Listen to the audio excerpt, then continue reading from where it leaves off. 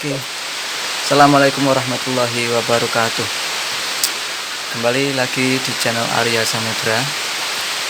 Oke, sekarang akan membahas tentang bagaimana cara menghadapi hidup, ya.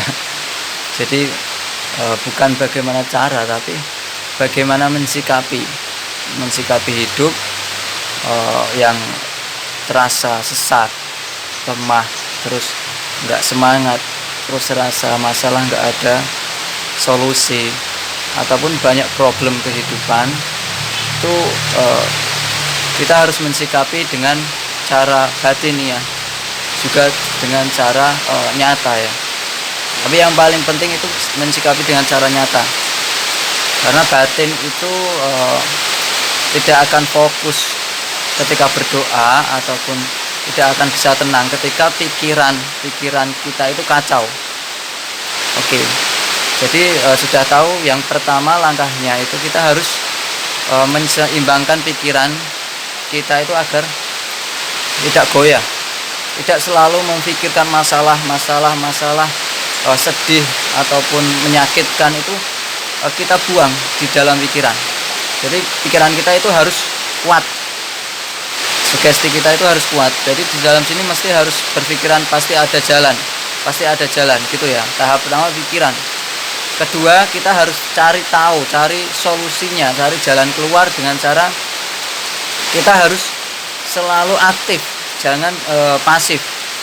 Jadi kita harus mewujudkan pikiran kita itu, harus mewujudkan keinginan kita itu harus dengan cara kita harus menyatakan dengan cara kita harus aktif, ya.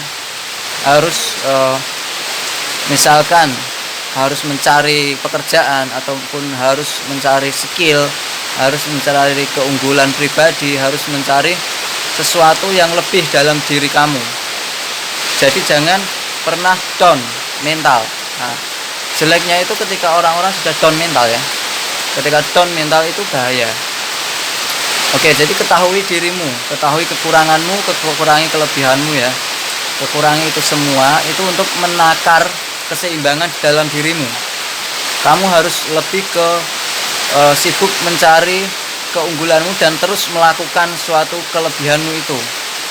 Dilakukan terus-menerus sehingga kamu akan menjadi orang yang spesial, orang yang beda, ya. Misalkan keunggulanmu itu di dalam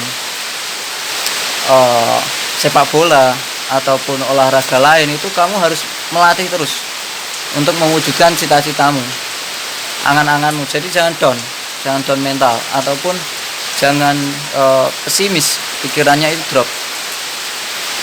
Oke, untuk kekuatan batinnya kita bisa lawan dengan zikir. Zikir itu untuk merenungi diri kita itu salah apa, gitu kan, ada kesalahan atau tidak. Terus kekurangannya kita itu apa. Zikir itu gunanya untuk mengetahui jati diri. Zikir itu untuk mengerti dirimu itu seperti apa, gitu, ya. Jadi kamu harus zikir itu untuk fokus kepada ruqyah badan, ruqyah sugesti, akal pikiran agar tenang, agar punya kemampuan yang lebih di dalam dirimu. Itu adalah kemampuan Tuhan, ya, ketika zikir sudah fokus. Oke, itu saja obrolan singkat, ya. Terus itu mengetahui jati diri juga termasuk nanti di dalam mengaktifkan suatu yang dinamakan sedulur papat kelima pancer. Kamu tahu kelebihanmu, tahu kelemahanmu, juga kamu tahu mengontrol dirimu, juga kamu tahu Tuhanmu. Kamu mengetahui Tuhanmu, bukan melihat, ya, tapi kamu merasakan bahwa Tuhan itu ada di dalam dirimu, dan kamu akan lebih kuat menjalani hidup. Itu kuncinya, ya.